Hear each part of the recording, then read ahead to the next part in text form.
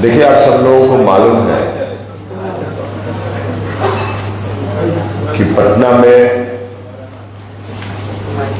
Party राष्ट्रीय लोक जनता दल के गठन के बाद हम सब लोगों ने तय किया कि हम बिहार भर में जाएंगे। विरासत बचाओ नमन यात्रा के माध्यम से जहां जहां बिहार की मिट्टी से उपजे महापुरुष हुए हैं, उनके पैतृक स्थान पर जाकर, उनके स्मारकों पर जाकर उनका नमन करेंगे और फिर इसी क्रम में लोगों से भी बात करेंगे। इसी यात्रा पर 28 फरवरी से हम निकले हैं चंपारण गांधी जी की कर्मभूमि भितिहरवा से गांधी जी का नमन करते हुए, और फिर हमने जुब्बा सहनी, शहीद जुब्बा सहनी, उनके पैतृक गांव हम गए। शहीद रामफल मंडल साहब, उनके पैतृक गांव गए। शहीद समाजवादी नेता सूरज बाबू, उनके गांव गए। फर्नीश्वर नाथ रेणु, उनके गांव गए। बीपी मंडल साहब, मधेपुरा के बगल में उनका गांव है, वहां गए। जननायक कर्पूरी ठाकुर जी का पैतृक गांव है कर्पूरी ग्राम समस्तीपुर में, वहां गए। फिर जगलाल चौधरी जी, स्वर्गीय जगलाल चौधरी, उनके पैतृक गांव सारंग गए। और फिर उधर शहीद चंद्रशेखर, उनके पैतृक गांव सिवान में गए। और दूसरे चरण में हम सब लोगों ने यात्रा की शुरुआत की नालंदा से, जहां लाल सिंह त्यागी जी और गुरु सहाय बाबू, उनका जाकर नमन हम सब लोगों ने किया। और फिर वहां से गए बरबीघा से पूरा, जहां बिहार के प्रथम मुख्यमंत्री डॉक्टर श्री कृष्ण बाबू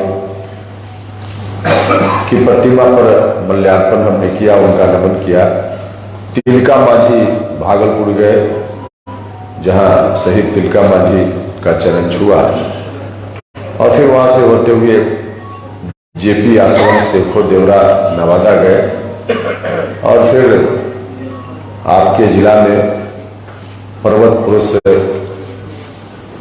दशरथ मांझी साहब के चरण को स्पर्श किया। और फिर यहां से हम जा रहे हैं आज औरंगाबाद के इलाके में, वहां से होते हुए जाएंगे रोहतास, जहां अब्दुल कयूम अंसारी साहब का जन्म स्थान है, डेहरी ऑनसन, उनको याद करेंगे वहां। और फिर उनका नमन करते हुए हम जाएंगे सासाराम में शहीद निशांत सिंह, उनका स्मरण करेंगे। और फिर उधर से बाबू कुंवर सिंह जी की जन्मधरती, वहां जाकर उनका नमन करेंगे। बाबू जगजीवन राम जी का पैतृक गांव, वहां जाकर उनका नमन करते हुए अब कल अंतिम रूप से इस यात्रा का समापन कुर्था में जगदेव बाबू, शहीद जगदेव बाबू का स्मरण करते हुए वहां इस यात्रा का समापन होगा। हम निकले हैं विरासत बचाओ नमन यात्रा पर। देखिए, यह जो हमारी यात्रा है, नीतीश कुमार जी की जो कोशिश है बिहार को बैक गियर में ले जाने का, बिहार को फिर से पीछे ले जाने का, उनकी इस कोशिश को नाकाम करना है। बिहार पीछे नहीं जाएगा, बिहार आगे बढ़ेगा। नीतीश जी बिहार को बैक गियर में ले जाना चाहते हैं और हम लोग बिहार को टॉप गियर में आगे ले चलना चाहते हैं। यात्रा का मुख्य यही मकसद है। आप सब लोगों ने देखा ही होगा कि नीतीश जी ने किस तरह से राष्ट्रीय जनता दल के समक्ष घुटना टेक दिया है। कभी नीतीश कुमार जी गरज कर बोलते थे भ्रष्टाचार के खिलाफ में। 2005 के पहले जो कुशासन का दौर था, उसके खिलाफ गरज कर बोलते थे और लोगों का समर्थन उनके प्रति हर जगह दिखता था। लेकिन आज नीतीश कुमार जी न तो भ्रष्टाचार के खिलाफ कुछ बोल पा रहे हैं और न उस समय का जो कुशासन था उस कुशासन के खिलाफ बोल रहे हैं, बल्कि उस कुशासन के पक्ष में खड़े हैं। क्योंकि नीतीश कुमार जी ने फरमान जारी कर दिया कि हम उन्हीं हाथों में बिहार को सौंपेंगे जिन हाथों ने बिहार को हर तरह से बर्बाद कर दिया था। उस समय क्या स्थिति थी, यह इलाका तो और विशेष रूप से नरसंहार, चारों तरफ लोगों का जीना दुभर, शाम होने के बाद कुछ इलाके ऐसे थे जहां लोग जाना नहीं चाहते थे, लोगों के मन में भय होता था। पटना राजधानी, वहां जो व्यापार करने वाले लोग हैं वहां से छोड़कर बाहर भाग रहे थे, अपहरण की घटनाएं रोजमर्रे की घटना हो गई थी। तो वह जो दौर था उस दौर में फिर से वापस अगर आरजेडी के हाथ में बिहार चला गया तो फिर से बिहार उसी दौर में चला जाएगा। तो अब उन्होंने फरमान जारी कर दिया है कि हम उन्हीं हाथों में सौंपेंगे, लेकिन हम लोगों का संकल्प है कि किसी भी स्थिति में उन हाथों में बिहार को हम नहीं जाने देंगे। तो मकसद हमारा यही है और इसलिए हम लोगों के बीच जा रहे हैं। और लोगों के बीच जब जा रहे हैं तो इतना बड़ा समर्थन हमको मिल रहा है जिसकी अपेक्षा हमको नहीं थी। मगध के इलाके में भी हम आए हैं, कल उधर नवादा होते हुए, और बाकी जगह भी व्यापक समर्थन। और नतीजा होता है कि हम लोगों को समय पर जहां पहुंचना चाहिए 5 बजे शाम में, वहां 10 बजे रात में पहुंचते हैं।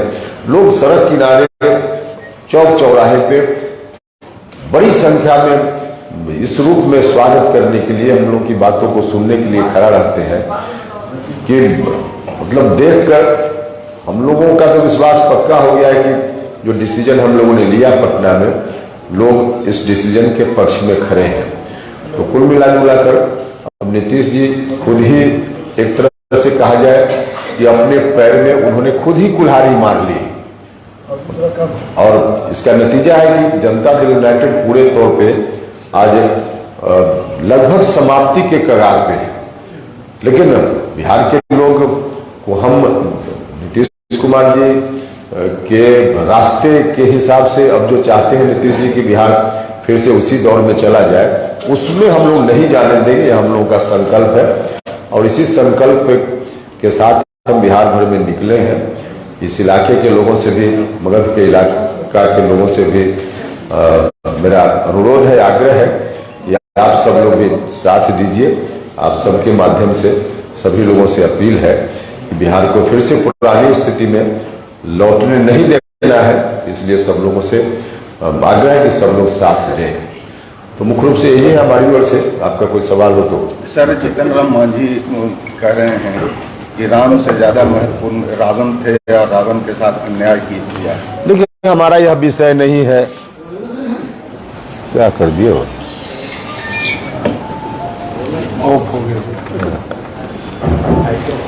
यह हमारा विषय नहीं है।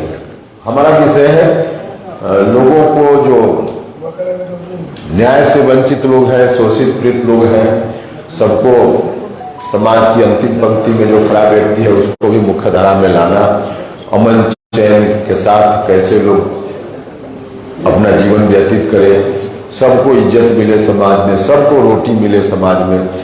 इस तरह का समाज जो हमारे महापुरुष, हमारे पूर्वज चाहते थे, और उस तरह का समाज निर्मित करना, इसमें हम जितना योगदान कर सके, यह हमारा विषय है। बाकी धार्मिक विषय पर चर्चा करना हमारा विषय नहीं है। उसके लिए अलग अलग क्षेत्र में काम करने वाले लोग हैं, उन लोगों से पूछ लीजिए तो वही लोग बेहतर बता पाए। सर, बिहार सरकार का एक आदेश आया है जिसमें रमजान के मौके पर इस्लाम धर्मावलंबियों के जो स्टाफ हैं उनके 1 घंटा का छूट दिया गया है। इसमें क्या दिक्कत है? अच्छा काम है, वो तो ठीक ही है। कोई भी धर्म का जो धर्म से जुड़े हुए लोग हैं, उनका कोई पर्व त्योहार हो, उनका कुछ काम हो, तो ऐसी परिस्थिति में उनको थोड़ी सुविधा तो देनी ही चाहिए। यह काम तो ठीक किया है सरकार ने। सर, जब आप ये नीतीश कुमार जी से नहीं मिले थे तब आपके साथ बहुत बड़े समर्थक थे, कट्टर समर्थक थे आपके। वो आपके मिलते ही हाशिए पे चले गए, वो बेचारे खुद को असमर्थ असहाय महसूस करें। आज वो कहीं भी नहीं है, किसी और में। अब आप फिर आए हैं तो वो कैसे आप पे विश्वास करें आप पे कि आप फिर उनको लंबा खींच पाएंगे? देखिए, आप ठीक बोल रहे हैं, लेकिन हमने कभी व्यक्तिगत राजनीति या व्यक्तिगत लाभ को ध्यान में रखकर अपना डिसीजन नहीं लिया है। उस वक्त भी हमने डिसीजन लिया, ठीक है, कुछ लोगों को डिसीजन बहुत उचित नहीं लगा होगा, लेकिन हम जिस विरासत की बात आज करने चले हैं, नीतीश कुमार जी उसी विरासत को आगे ले चल रहे थे। 2020 में जो विधानसभा का चुनाव हुआ, उस चुनाव में हमारी पार्टी की उपस्थिति के कारण भी नीतीश कुमार जी कमजोर पड़े। मगध का इलाका हो या बगल में शाहबाद का इलाका या और बिहार के और भी कई हिस्सों में वोट का जो डिवीजन हुआ, उस डिवीजन के कारण 2005 के पहले वाले लोग हैं जिनकी बात हम अभी कर रहे हैं, एक आसार बनने लगा था कि वोट डिवीजन के कारण नीतीश कुमार जी कमजोर हुए तो फिर वही तत्व भविष्य में हावी हो जाएगा। वो दिखने भी लगा था, क्योंकि पूरा का पूरा शाहबाद का मगध का इलाका, यहां 0 पर नीतीश कुमार जी आउट हो गए थे। तो हम लोगों को भी लगा कि अगर ऐसी स्थिति रह गई तो आगे चल करके फिर वही 2005 वाले लोगों का मार्ग एक तरह से जाने अनजाने प्रशस्त हो जाएगा और वो लोग फिर अपना कुर्ता धोती ठीक भी करने लगे थे। हमको लगा कि अब ऐसी स्थिति आएगी तो मेरे ऊपर इस बात की जवाबदेही या लोगों का हो जाएगा कि आपके चलते 2005 के पहले वाले फिर आ गए। हम हर कुछ राजनीति में बर्दाश्त कर सकते हैं, लेकिन 2005 के पहले जिन लोगों ने बिहार को हर तरह से बर्बाद कर दिया था, उनके हाथों में मेरे किसी कदम के चलते बिहार चला जाए, यह मुझको मंजूर नहीं था। इसलिए हम फिर नीतीश कुमार जी के साथ हो गए और नीतीश कुमार जी के नेतृत्व में हमको लगा कि बिहार को हम आगे बढ़ा पाए। चल भी रहा था सब ठीक ठाक, लेकिन हमको क्या मालूम था कि नीतीश जी उसी के सामने सरेंडर कर जाएंगे जिसको रोकने के लिए नीतीश जी के पीछे हम खड़े हो गए। तो हम नीतीश जी के पीछे जिस मकसद से खड़े थे, नीतीश जी ने ही अपना घुटना टेक दिया उसी के समक्ष। तब हमको लगा कि फिर अब नीतीश जी के पीछे हम खड़े रहे तो बिहार फिर से उसी रास्ते पर जाएगा जहां नहीं जाना चाहिए। इसलिए हमने ऐसा किया। और आज जब हम डिसीजन हमने लिया है तो हम बता रहे हैं आपको, वाकई जिस दिन हम डिसीजन ले रहे थे, पटना में बिहार भर के साथियों को हमने बुलाया था और वहां पार्टी के जो सब लोग उपस्थित थे साथी, उनकी जो बात वहां आ रही थी उससे बिहार की जनता की भावना तो आ रही थी, लेकिन फिर भी हमको लग रहा था कि पता नहीं हम लोगों के डिसीजन को बिहार के लोग किस रूप में लेंगे। लेकिन अब जब निकले हैं तब लोगों का इतना समर्थन, और एक तरह से कहा जाए कि लोगों के मन में जो आप कह रहे हैं कि उस समय हो गया था, हाशिए पर चले गए थे, वैसे लोगों की उम्मीद फिर से जगी है और उनकी उम्मीद के लिए ही हम जो भी राजनीति करते रहे हैं, उनकी उम्मीद को हम कभी पीछे नहीं पड़ने देंगे। इसलिए लोग भरोसा करें। 24-25 अब नजदीक आ गया है, वैसे में आप अपनी पार्टी की जिम्मेदारियां कब बांटेंगे? तुरंत करेंगे। पार्टी की जिम्मेदारियां तो संगठन के हिसाब से पार्टी बनी है और निकल पड़ रहे हैं यात्रा पर, समय के हिसाब से जल्दी जल्दी सब काम होगा, करेंगे। सर, आप कहते थे कि जो नीतीश जी को लालू जी ने नहीं दिया है तो वही हक मैं मांग रहा हूँ, वो हक कौन सा है? देखिए, नहीं, हम तो उस वक्त केवल बता दें, हम उस वक्त तो हम कह रहे थे, हम नीतीश जी से, अगर आपको याद हो तो हमने कहा था कि हमको हिस्सा चाहिए। हमने कहा था कि हिस्सा चाहिए। हमने हिस्सा की बात जरूर की थी, लेकिन तब हिस्सा की बात की थी जब नीतीश जी के हाथ में कुछ था। लेकिन अब तो नीतीश जी खुद ही 0 पर आकर खड़े हो गए। पूरी पार्टी को उन्होंने बंधक बना दिया आरजेडी के हाथों। जो भी राजनीतिक कमाई जीवन भर की उनकी थी, सबको आरजेडी की झोली में डाल दिया। सबको बंधक बना दिया, तो अब उनके हाथ में कुछ है ही नहीं, तो अब हम उनसे हिस्सा की बात कहाँ करें। अब तो जो बंधक इन्होंने बनाने की कोशिश की है, उस बंधक को हम नहीं होने देंगे, यह हमारी कोशिश है। तो हक का मतलब है कि जो विरासत जननायक कर्पूरी ठाकुर, जगदेव बाबू जैसे लोगों ने नीतीश जी के ऊपर बिहार की जनता के माध्यम से वह विरासत गई, उस विरासत को फिर से नीतीश जी आरजेडी के हाथों सौंपना चाहते हैं। पूरी विरासत को बचाना और यही हमारा हक है। अब कितने लोग संपर्क में हैं? नहीं, लगातार हमारे साथ तो हर जिला में जहां जा रहे हैं वही लोग बड़ी संख्या में आ रहे हैं, और काफी हर जिला में राज्य के स्तर पे हर तरह से देखिए, धीरे धीरे जनता दल यूनाइटेड बिल्कुल से नहीं है, सब लोग कहीं ना कहीं जगह तलाश रहा है, तो लोग तो आएंगे।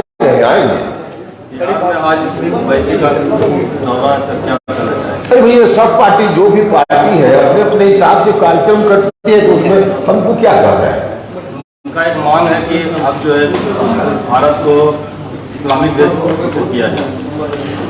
देखिए, अब इस तरह की मांग कोई करे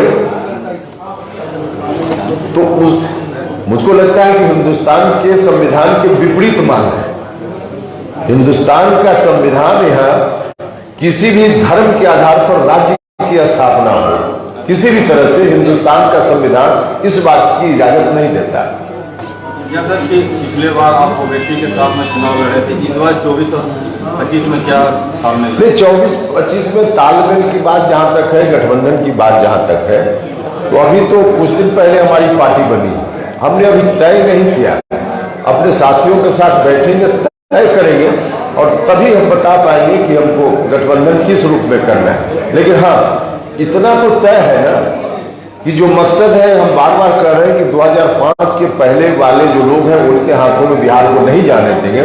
तो इस मकसद के अनुकूल या इस रास्ते पर और चलने वाली जो भी राजनीतिक ताकत होगी बिहार में, हमारी दोस्ती उनके साथ हो सकती है। सर, मुजफ्फरपुर में डॉक्टर के बेटे का अपहरण हुआ है शुक्रवार को। देखिए, वही तो हम बता रहे हैं कि फिर से पुराना राज दस्तक देने लगा है। आरजेडी का जो शासन था फिर से दस्तक देने लगा है। डॉक्टर के बेटे का अपहरण, पटना में एक टीचर के बेटे का अपहरण, एक डॉक्टर का अपहरण, तो यह तो अब शुरू हो गया है। अपहरण उद्योग बीच में बंद हो गया था, लेकिन फिर से अपहरण उद्योग के मालिक लोग सक्रिय हो गए, तो अब तो दिखेगा उस रूप में। अब उन लोगों को तो लगता है ना कि आप अब कुछ भी करेंगे तो कहीं ना कहीं से हमको सपोर्ट मिल जाएगा, तो यही तो है, इसी से तो बिहार को बचाना है। जब आपकी पार्टी रालोसपा थी उस समय आपने एक अभियान चलाया था सर, कॉमन स्कूलिंग सिस्टम का, क्या सर उसके अभियान को फिर से चालू करने हैं? उसमें जो डिमांड हमारा था, तमाम डिमांड पर आज भी हम कायम हैं। शिक्षा में सुधार बहुत जरूरी है। शिक्षा में सुधार हुए बिना किसी का कल्याण नहीं हो सकता। खास करके जो गरीब घर के बच्चे हैं उनके लिए तो शिक्षा व्यवस्था पूर्णतः चौपट है ही पहले से, तो इसको ठीक करने के लिए जो भी अभियान चलाना होगा हम चलाएंगे।